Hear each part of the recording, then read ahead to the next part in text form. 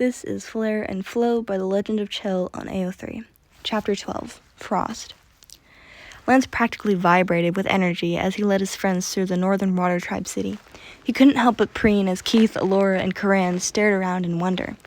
Lance was probably biased, but if you asked him, the architecture was unparalleled. The city was huge and multi-tiered, built right out of one of the giant icy cliffs that loomed overhead, and the whole thing glimmered when the sun hit it just right. The other half of their party seemed less impressed with its beauty, too distracted by the cold. I knew we were going to the North Pole, but that somehow didn't prepare me for how cold it is, Pidge muttered through chattering teeth. She shot the airbenders a pleading look. Are you absolutely sure you can't bend the air around us too? I'm afraid not, Alora said apologetically. We warm ourselves using proper breathing techniques, but I don't think that can extend to other people. Pidge groaned, and Lance noticed Keith hide his smirk. The Avatar had demanded Alora teach him that trick as soon as they had started getting into the colder environments, and picked it up incredibly fast. Don't worry, you'll get used to it, Lance assured them, and it'll be warmer once we get inside. Pigeon Hunk sidled closer to Shiro, who smiled and graciously made the small flame in the palm of his hand a bit larger. Lance rolled his eyes, but perked up as he came to a stop in front of a large estate. We're here, he announced with a grin. The others gaped. This is your house? Keith asked incredulously. Well, yeah, Lance said as he banged a large knocker on the front door. Our monarchy might not be as uppity as the Fire Nations or Earth Kingdoms, so I don't have a title or anything, but my family is still technically nobility. Out of the corner of his eye, Lance saw Shiro mutter something to Keith, who blushed and shoved at his brother with a scowl. The waterbender's attention returned when one of the large doors swung open and a familiar face peeked out. The little girl's eyes widened, and Lance braced himself. Uncle Lance! Nadia shouted joyously as she leapt into his waiting arms. Laughing, Lance lifted her up and twirled around in a circle. Nadia's yell must have caught the other inhabitants' attention, because he could hear a sudden commotion from inside. Did she say Lance? That does sound like his laugh. Mama, come quick, Lance is back. As soon as Lance set his niece back down, the rest of his family rushed outside to meet him. Lance, his mother cried, sweeping him into her arms. I missed you so much. Lance clung to her tighter than he would admit. I'm home, Mama. Oh, and I brought some friends I'd like you all to meet.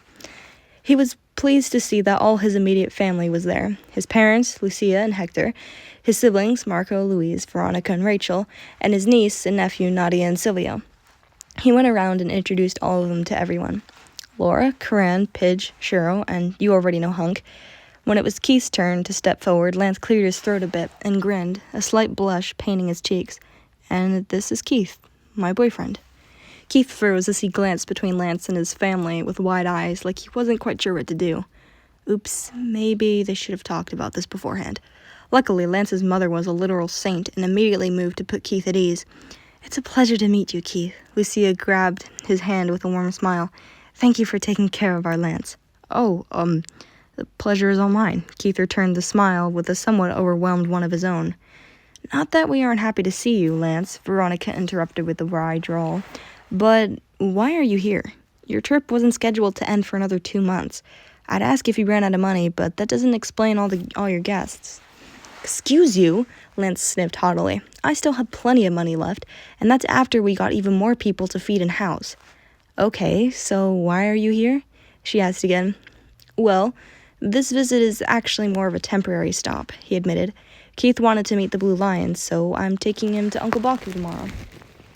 They could have just gone straight to the palace, but Lance missed his family, and the others were nice enough to agree to the visit. Speaking of his family, they were all looking at Lance like he'd started breathing fire. You're going to what?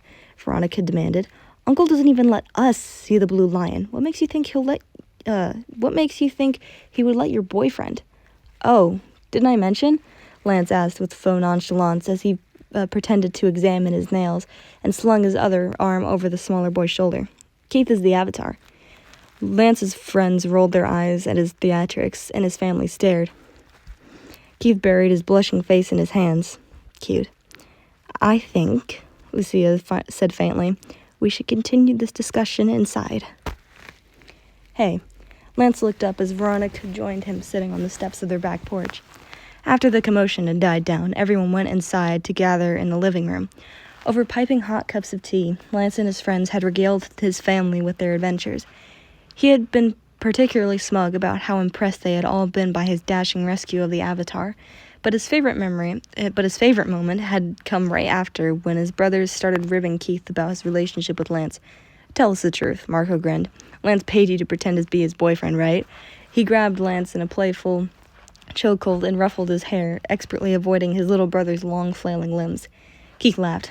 "Honestly, I didn't even know Lance had money until today." "Well, best of luck to you." Marco finally released Lance, who stomped away to sit next to Keith and fix his hair with an exaggerated pout. "You're gonna need it. He can be quite the handful." "Oh, believe me, I know." Keith's smile turned soft, and Lance's breath hitched slightly. "And I wouldn't have him any other way." His sibling snickered and cooed at his bashful expression, but Lance didn't notice, too distracted by those gorgeous eyes. "Well, Lance always said he was going to marry someone way out of his league," Veronica smirked. "I guess this is the start." Keith blinked. "What?" "You don't know the half of it," Lance said smugly. "Keith turned down the crown prince of the Fire Nation for me." That had set everyone off again, and soon they were back to explaining about Lotor and the more recent parts of their journey. They talked for hours.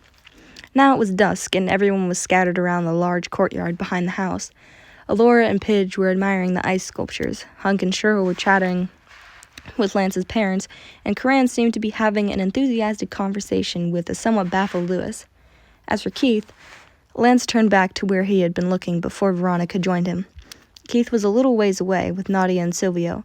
When the two children had first approached the Avatar, asking to play with his pet wolf, he had been at a complete loss. You'd think he had never interacted with kids before. Then again, from what Lance had gathered of Keith's childhood, that might have been close to the truth. Keith adjusted surprisingly quickly, though. As far as Lance could tell, Keith decided to just talk to them like they were adults. It was kind of hilarious, but Nadia and Silvio seemed to appreciate not being patronized for once. Now they were watching with rapt attention as Keith juggled small pieces of different elements around them. A disgruntled Cosmo still trapped in Nadia's arms. The whole thing was way more endearing than it had any right to be. "Uh-oh," Veronica smirked. "I know that look." "What look?" Lance frowned, though he had a feeling he knew where this was going. "You've got it bad." Instead of getting defensive or flustered like in the past, Lance just turned back to gaze at Keith with a dopey smile. "Yeah," he sighed happily. I think he might be the one, Veronica." Veronica's eyebrows rose, and her mirth transformed into something more genuine. "Then I'm happy you found each other." Her eyes regained their mischievous glint, identical to the one Lance often got when he had a terrible idea. "You know, we all had bets on what kind of person you would bring back with you," she said. Lance's head whipped around. "You what?" "Yeah," she counted off her fingers gleefully. "Lewis thought you'd meet some boy or girl with a dark past but a heart of gold.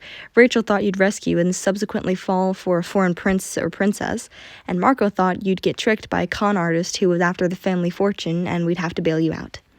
Lance squinted at his sister, not sure whether to be amused or insulted. "And what did you think?" Veronica shrugged. "I said you'd accidentally get mixed up in some kind of big conspiracy and meet your soulmate while saving the world. Or you would just die." She tapped her bottom lip thoughtfully. "Huh. I guess we were all kind of right, except for Marco." "Did any of you consider I might not meet someone at all?" Lance asked with a small pout. He tried not to feel too offended by her snort. "Please, you may have fooled Mom and Dad with your talk of exploring the world and learning about other cultures, but we know you better than that." "I did want to do those things," he protested. "But," he added when she shot him a look, "I won't deny a part of me was hoping to find love too." "You've always been a romantic, Lance." She smiled, "and that's not a bad thing. I know we like to tease, but all of us are really proud of you." Lance swallowed the sudden lump in his throat as warmth burst in his chest. "Thanks, Ronnie. That means a lot." Veronica ruffled his hair fondly. "We're here for you, Lance. It sounds like you've been in some pretty dangerous situations and probably have more yet to come. So just know that if you ever need our help, all you have to do is ask. But hey, despite the near-death experiences," she nodded at Keith, "I guess it all worked out." As if sensing their stares, Keith glanced up and gave them a little wave. Lance felt that dopey grin return. Yeah, it did. No matter how much Keith tossed and turned, he couldn't seem to get comfortable. The bed itself was fine, one of the best Keith had ever been in even, but he just couldn't relax. Not only was he somewhat nervous about meeting the chief in the morning, but Keith had gotten used to sleeping with others others these past few months. Cosmo's presence helped, but it still felt too quiet. Not to mention, he and Lance had shared a bedroll every night since the incident with the Balmera. It always resulted in teasing from their friends, but it was worth it because Keith found he never slept better than when he was in Lance's arms. As if summoned by his thoughts, Keith heard a soft knock at his door. Exchanging a curious glance with Cosmo, Keith padded over to open it. Lance's charming grin greeted him. "Hey," he said in a low whisper. "Can I come in? I couldn't sleep." Keith quirked an eyebrow. "Somehow, I don't think your mother would approve of you sneaking into your boyfriend's room in the middle of the night." Despite his words, Keith opened the door further so Lance could enter and quietly shut it behind him. Cosmo wagged his tail in greeting from where he was curled up at the foot of the bed, earning a scratch behind the ears. "What Mama doesn't know won't hurt her. Besides, if anyone asks, I'll just say you were cold and I was doing my civic duty to make sure the Avatar doesn't die of hypothermia." Without further ado, Lance flopped down on Keith's bed like he owned it, which, in a way, he kinda did. Once he made himself comfortable, Lance lifted the corner of the blanket expectantly. Keith rolled his eyes, but obligingly slid under the covers and snuggled in close. Looping an arm across Lance's waist, Keith rested his head on the other boy's chest. Lance brought his own arm up to bury his fingers in Keith's hair as their legs tangled together. Keith let out a soft sigh as blunt nails gently scraped down his scalp. He had to admit, between Lance at his side and Cosmo curled at his feet, it was pleasantly warm. Keith fell asleep to the comforting sound of Lance's heartbeat. The next morning, Keith and his friends made their way to the palace. Lance's mother had insisted they send word of their arrival the last night, since the chief of the Northern Water Tribe might not be quite as lenient about a surprise visit as the rest of the family. So when they arrived at the gates, there was a large entourage already waiting. At the front of the group stood a tall, lean man with dark skin and blue eyes that seemed to run in Lance's family. He radiated an energy that belied his age. "Lance, my boy," the chief bellowed as he slapped his nephew on the back a touch too enthusiastically. "It's been too long." "It's good to see you, Uncle," Lance replied, visibly trying to hide a wince. "Guys, I'd like you all to meet my great-uncle, Chief Baku." "The pleasure is all mine." Baku went around and shook everyone's hands. When he got to Keith, his eyes lit up. "And you must be Avatar Keith." Keith nodded, feeling a bit awkward. He was still getting used to people addressing him by that title. "It's an honor to have you here." The chief whirled around and led the way into the enormous palace. Come. The servants will show you all to your rooms, and then we can discuss things over lunch. It was on short notice, but we've prepared a magnificent feast to celebrate your arrival." Feeling a bit overwhelmed by the older man's energy, Keith looked at Lance. The taller boy shrugged with a grin and followed his uncle.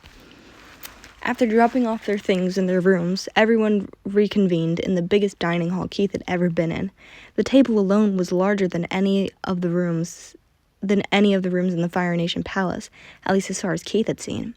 There weren't that many people, just Keith and his companions, Chief Baku, and the chief's children and grandchildren, Lance's cousins. They all sat around one end of the table with Chief Baku at the head. "Fascinating," the Crown Princess Luxia said the Crown Princess Lexia as Keith finished detailing their journey. She was a beautiful woman around Shuro's age and was expected to take the throne in the near future. I can't believe Prince Lotor would go to such drastic measures. We heard news that he was looking for his missing fiancée, but the rumor suggested you had been kidnapped. Not that you ran away of your own volition." Keith opened his mouth to respond, but Chief Baku interrupted with a loud scoff. "It doesn't surprise me in the slightest," he declared. "Fire Lord Zarkon is no stranger to underhand tactics. Clearly, the apple doesn't fall far from the tree."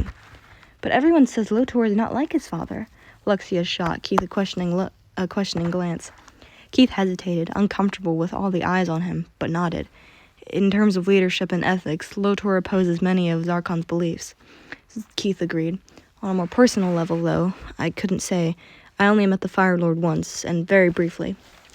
Lotor had introduced Keith to his parents shortly after their Agni Kai.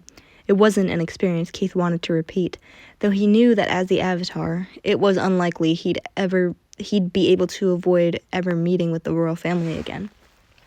"Well, I've met Zarkon plenty of times," Baku said, "and trust me when I say you made the right decision not to get involved with that family." Keith tilted his head. Queen Sonda wasn't too keen on him either. She thought he wanted to steal the green lion. Baku paused for a fraction of a second, so quick Keith would have missed it if he wasn't watching so closely, before taking a sip of wine. Sonda is paranoid. Baku flapped a hand dismissively. I don't care for Zarkon, it's true, but the Earth Queen takes it too far. The lions are some of the most powerful spirits in existence, and to suggest someone could steal one is ludicrous. Keith's eyes flicked over to Allura, and the Airbender's charming smile had faded, and she gazed at the chief with cool eyes. Baku continued speaking, oblivious to the rapidly souring atmosphere. I'm sure the White Lion will return on her own in due time. Perhaps she'll feel more at ease once the Air Nation has a new leader. Allura's eyes flashed as she started to stand up, drawing everyone's gaze, but Keith hastily regained Baku's attention.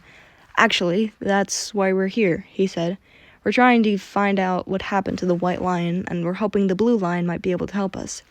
Baku blinked as he glanced between Allura, who slowly sat back down, and Keith, who did his best to look polite, despite his anger, on behalf of his friend. We do not usually allow outside visitors to visit the Blue Lion, the chief said hesitantly. But you are the avatars, so I suppose we could make an exception. Keith let out a breath of relief. Thank you. Baku nodded. I'm afraid she has already retired for the day, but perhaps tomorrow. Keith frowned, but decided it was best not to push the issue. Once lunch was over, Chief Baku excused himself to attend to his duties, and Prince Luxia offered them a tour around the palace.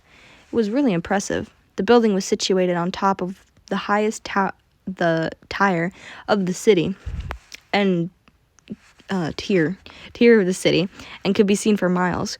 The sheer size of it could probably give the Earth Kingdom's palace a run for its money. After showing them the collection of giant ice sculptures scattered around the grounds outside, the princess led Keith and his friends to another building with large open windows. This is our temple, she explained. Those doors in the back lead to the inner sanctum, the Blue Lion's den. Unfortunately, we cannot open it right now, but I'm sure my father will bring you back here tomorrow. Luxia beckoned the group towards their next destination. Keith gave the heavy doors one last glance. As he studied the swirling patterns embedded in the stone, Keith tried to reach out with his senses to see if he could feel the Blue Lion's presence. Before he could really do anything, however, the touch of a hand jolted him out of his concentration. He turned to find Lance smiling apologetically. Sorry, Lance said, but everyone's going to the next location now. Wouldn't want you to get left behind. Keith frowned and looked back at the doors to the inner sanctum. Lance sighed and grabbed the Avatar's hand. Come on, I want to show you the hot springs. You'll love it. The combination of hot water and cold air feels great, and it's good for your skin. Keith smiled at Lance's enthusiasm and allowed the waterbender to lace their fingers together. As Lance tugged him out of the temple, Keith shot one last glance behind him. Tomorrow. Keith did end up loving the hot springs. Soaking in the steamy water beneath the blanket of stars, Keith had never felt more relaxed in his life. According to Lance, the water was connected to the spirit oasis and offered natural healing power on top of making your face glow, whatever that meant. Unfortunately, any stress Keith shed in the hot springs gradually returned over the next few days, as one thing became increasingly obvious. Chief Baku was avoiding him. At first, Keith was willing to give him the benefit of the doubt. Baku was the leader of the Northern Water Tribe, and Lance's uncle, so when Keith brought up visiting the Blue Lion their second day in the palace, and Baku stated very apologetically that he was too busy to take Keith to her that day, Keith reluctantly agreed to wait. He had returned the following morning, only to be told that the chief was locked in an important council meeting and couldn't be disturbed. On the third day, Keith discovered Chief Baku wasn't even in the palace, but had traveled to one of the smaller villages on the outskirts of the city to resolve an issue. The next few days passed in a similar vein, and the rare times where Keith was able to track the chief down, Baku assured him that tomorrow he'd get to see the Blue Lion. Keith had to restrain himself from doing something that would probably get him kicked out of the palace, and he wasn't the only one.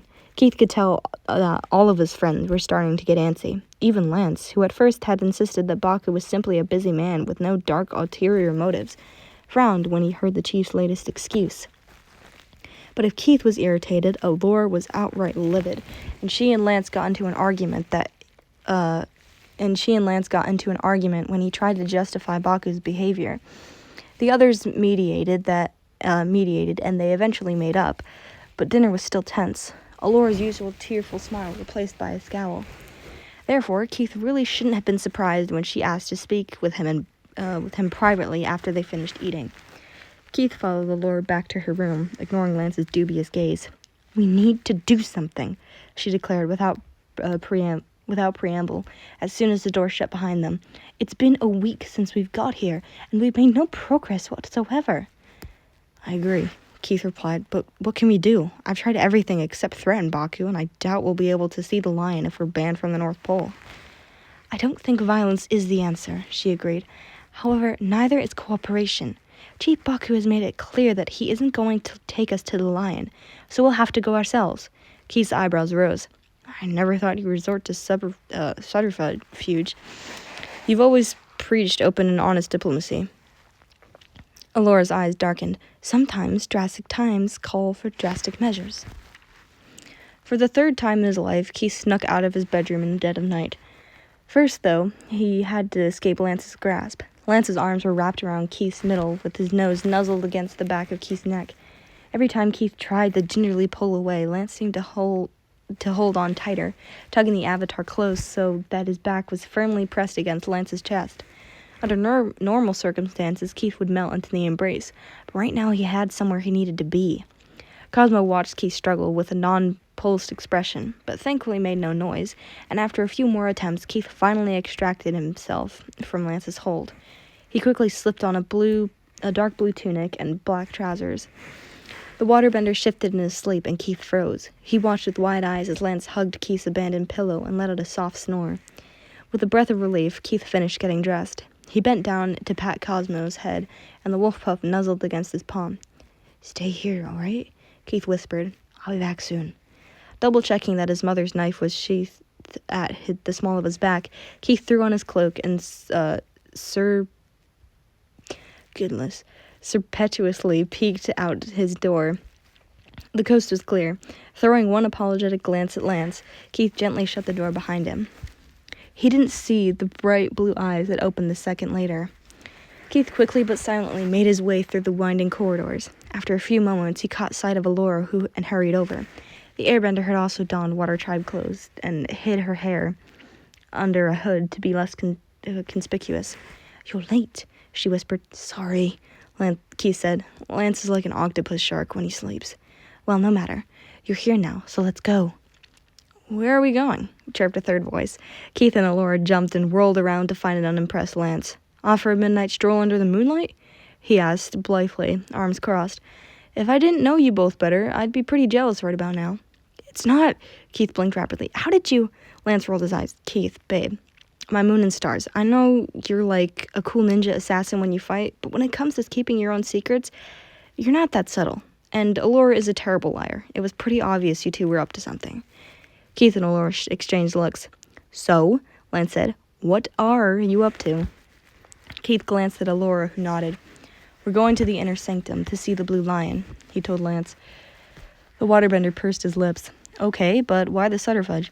The subterfuge. My uncle told you he'd let you see her tomorrow." "He said that every day since we got here, Lance," Keith scowled. "I know you think a lot of him, but he's hiding something, and we're going to find out what." Lance regarded them with cool eyes for a moment before he uncrossed his arms with a sigh. "You may have a point," he conceded, to their surprise. "I want to believe the best in him, but I can't deny he's been acting weird lately." So he turned his determined eyes on them. "I want to help." After some time spent avoiding the guards, the three arrived at the temple, and Lance ushered them through the large doors. Throwing the entrance a considering look, Lance raised a thick barrier of ice just inside, blocking the doors. There were no torches burning this late at night, but beams of pale moonlight shone through the tall windows. Lance led his companions toward a second set of doors in the back of the back of the cavernous room, and Allura eyed the intricate patterns with open curiosity. "I wasn't able to get a good look earlier," she breathed. "They're quite beautiful." "They're not just for design." Lance brushed his fingers over the markings. "See these veins? There's liquid inside of them, and you have to waterbend them in a very specific pattern or the door won't open. Only members of the royal family know how." Lance shot them a grin. "Good thing I tagged along, huh?" Good thing, Keith agreed with a smile. Lance widened his stance and raised his arms.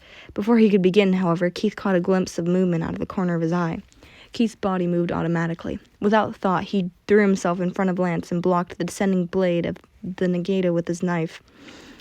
The attacker leapt back as Lance and Allura quickly moved into their own battle stances. They were tall and lithe, adorned in water tribe clothes in a shade of dark blue, so dark it was almost black. Two dark eyes gazed intently over the large scarf that obscured most of their face. "Who are you?" demanded Lance as he took in their appearance. "You're not with the palace guard." Instead of answering, the figure readjusted their grip on their long spear, like a weapon, and lunged once again. Keith wasn't one to brag, but it was an undisputed fact that he was one of the best swordsmen in the Fire Nation, a master firebender, and, oh yeah, the Avatar. Allura was an airbending prodigy in her own right, having earned her tattoos at a young age, and Lance was one to brag, but more than had the skills to back it up.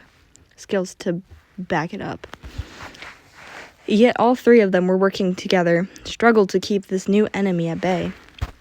Granted, Keith was sticking to using fire since this was still a secret mission and they wanted to hide their identities if they could help it.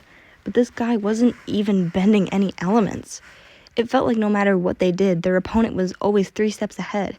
Keith charged at them, and they effortlessly ducked away at the last second to reveal Allura trying to attack from behind them.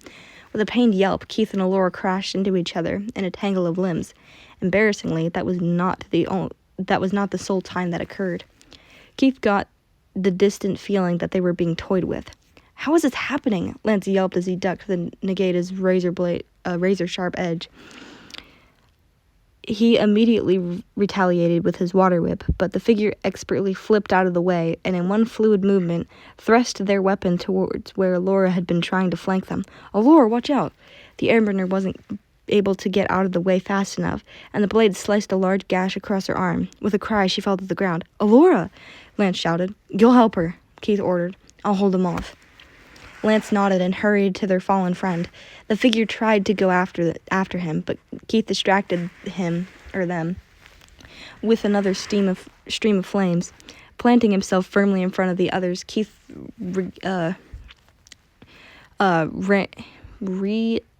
re-engaged the fight, peripherally aware of Lance using waterbending to heal Allura's wound. With renewed determination, he fought more offensively than ever, ducking blows and shooting fire to push the assailant back.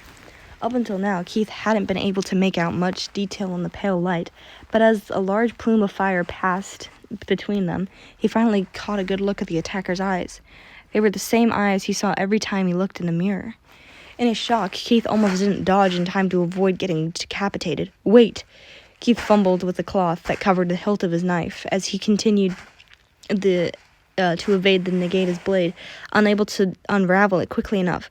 He just burned it to ash with a burst of fire. Heart in his throat, Keith held up the insignia for them to see. "Do you recognize the symbol?" The figure froze for a moment. Without warning, they burst back into action, and before Keith knew it, he was lying face down on the temple's cold floor, one arm twisted uncomfortably behind his back, and his knife in the figure's hand. "Where did you get this?" a gruff yet feminine voice demanded. "Keith!" Lance leapt up from where he had been attending to Allura and started running towards them. Keith heard a sharp inhale above him as the grip on his arm loosened. "Keith?" the woman repeated as she stood up and took a step back, her eyes widened with disbelief. Keeping a wary eye on the woman, Lance helped Keith back to his feet. Giving the waterbender's hand a thankful squeeze, Keith turned to her. They regarded each other for a long moment. Finally, the woman reached up and pulled the scarf down around her neck. "Is it really you?" she said in barely more than a whisper, a low, soothing voice, and scars on both cheeks. Lance was very confused. One minute they were battling an insanely good warrior. Like, seriously, he thought Keith was a badass, but this was like an actual ninja assassin, and then Allura got hurt, so Lance went to try and heal her as best and quickly as he could, because even Keith would have a hard time fighting that guy alone. And then Lance looked up to see Keith on the ground, and his heart had stopped. He leapt up to rush to the Avatar's aid, ready to raise that to raise the temple to the ground if he had to, but then the assailant retreated, and now they were all just staring at each other. More specifically, Lance and Keith stared at the mysterious woman, but her attention was slowly on Keith. Countless emotions raced across her face, too fast for Lance to catch. "What are you doing here?" She looked like she was still struggling to comprehend what was going on. Lance could relate. "I could ask you the same question." Keith still had a death grip on Lance's hands. "What's going on?" Alora asked, slowly walking over to them. The cut on her arm was deep, but not as bad as it had looked at the time. Luckily, Lance had been able to heal her enough that the bleeding had stopped. Her arm would probably ache for a while, though. "We're here to see the Blue Lion," Keith said, his unwavering gaze on the woman. At his words, she drew herself up and planted the bottom of her negata in the ground firmly. "I'm afraid I can't allow you to do that. The Blue Lion is under my protection." "On whose authority?" Lance cut in. "You're not a royal guard. I'd be surprised if you were in the Water Tribe at all." "That's none of your concern," she replied. The stern look on her face was somehow familiar. Keith scowled and let go of Lance's hand to step closer to the woman. "Look."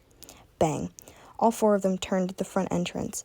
Another being accompanied by shouting sounded from outside.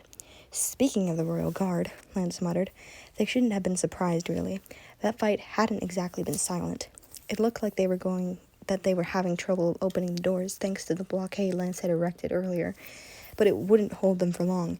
He turned back to Keith. "If we're going to do this, we better do it now," he warned.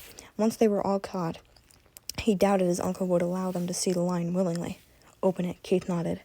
Lance moved toward the inner doors, but the woman barred his way with a long pole of her weapon. "I said you're not allowed," she growled. "I'm under strict orders not to let anyone in except the chief of the Northern Water Tribe or the Avatar." At their incredulous stare, she raised an eyebrow. "What?" Lance's ice barrier shattered at the front, and the front doors burst open. A handful of guards streaming through, followed by his furious uncle. "Lance!" Baku shouted. "What is the meaning of this?" Wordlessly, Keith turned and with a graceful movement swiftly raised another wall of ice between them, even thicker than the one before.